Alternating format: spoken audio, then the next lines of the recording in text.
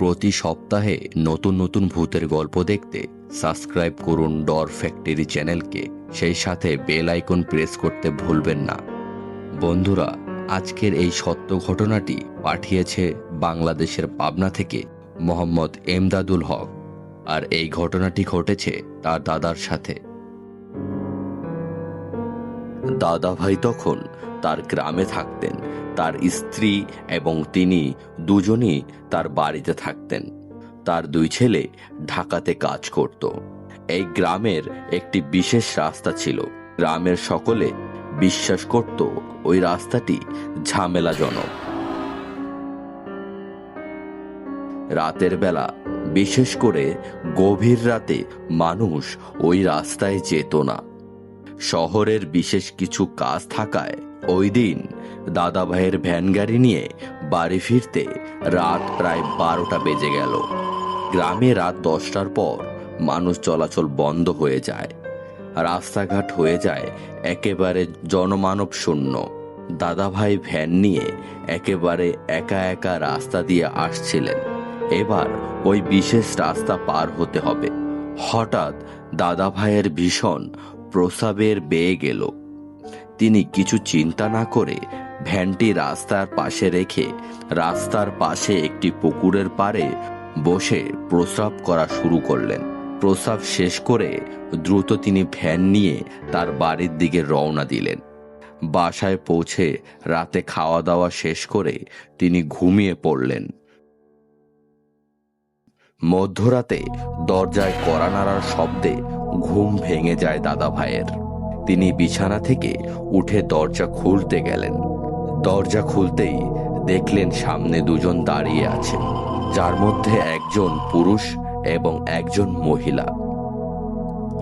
লোকটার চেহারা ভীষণ কালো এবং সে একটি লম্বা আলখেল্লা পরা ছিল। মহিলাটি দেখতে ভীষণ সুন্দর। এই মহিলার হাতে মুরগি ছিল।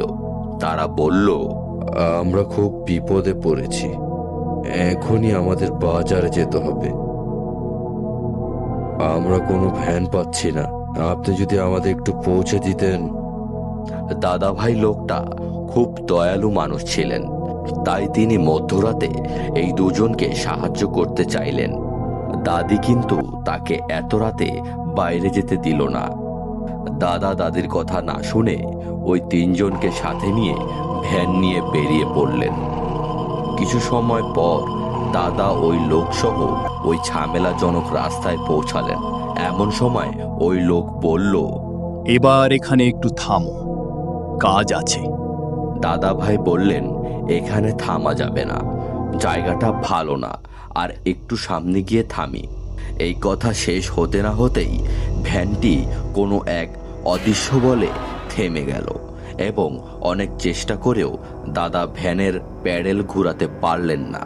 ভ্যানে কি হয়েছে তা দেখার জন্য দাদা যখন ভ্যান থেকে নামতে গেলেন, ওই কালো লোক এসে তার বুকে একটা জোরালো আঘাত করল, আর সাথে সাথে দাদা সেখানে অজ্ঞান হয়ে গেলেন। দাদা ভাইয়ের জ্ঞান ফিরতে তিনি নিজেকে বাজারের আবিষ্কার করলেন। আশেপাশের দোকানপাট সব বন্ধ ছিল। দূরে একটি চায়ের দোকান খোলা দেখতে পেয়ে দাদা ওই দোকানে রওনা দিলেন। দোকান থেকে এক কাপ চা মুখে দিতেই হঠাৎ দাদার মনে হলো তার শরীরের সমস্ত হাড়গুড় যেন ভেঙে যাচ্ছে। এবারে দাদা একটি বিকট চিৎকার দিয়ে সেখানে অজ্ঞান হয়ে গেলেন। তারপর দাদাকে তার বাড়িতে নিয়ে আসা হয়, কিন্তু তিনি ভীষণ অসুস্থ ছিলেন। অনেক ডাক্তার কবিরাজ দেখানোর পরেও তিনি কিছুতেই সুস্থ হচ্ছিলেন না। একদিন তার ছেলে তার বাড়িতে একজন মৌলভী সাহেবকে নিয়ে এলো এবং তিনি সমস্ত কিছু শুনে বললেন, এ রোগ কোনো ঔষধে ঠিক হবে না। এই রাস্তা প্রায় 100 বছর পুরনো রাস্তা। ওখানে নানান প্রকারের জিনেরা বসবাস করে। এ রোগের পেছনে তাদের হাত আছে। এখন তোমরা একে একটি গাছের সাথে বেঁধে ফেলো, তাহলে আসল দৃশ্য দেখতে পাবে। মৌলভী সাহেবের কথা মতো দাদাকে একটি গাছের সাথে বেঁধে ফেলা হলো। আর সাথে সাথে দাদা ভাইয়ের কণ্ঠ পরিবর্তন হয়ে গেল এবং তিনি দড়ি ছেড়ানোর চেষ্টা শুরু করলেন। মৌলভী সাহেব কিছু একটা পরে তার দিকে ফু দিলেন এবং বললেন, কে তুমি, আর এই শরীর কেন দখল নিয়েছো?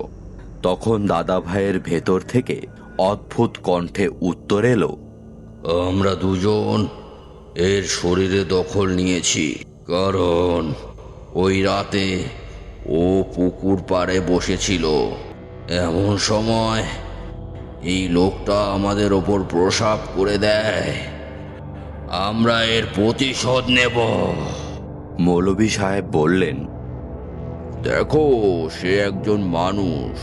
তোদের এই রাতে সে দেখতে পায়নি, তাই সে ভুল করে ফেলেছে।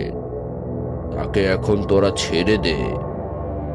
ঠিক আছে, তাহলে এই রাস্তার পাশে 5 কেজি দুধ, 5টি কলা রেখে আসুক, আমরা চলে যাব।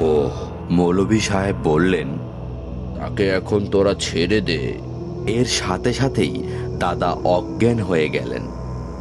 মৌলভী সাহেব বললেন, এবারের বাঁধনটা খুলে দিয়ে বিছানায় শোয়াও, আর আগামীকালই ওদের কথা মতো 5 কেজি দুধ আর 5টি কলা রেখে এসো ওই রাস্তায়। তারপর দাদা বেশ কিছুটা সুস্থ হন, তবে তিনি কখনো সম্পূর্ণ সুস্থ হতে পারেননি।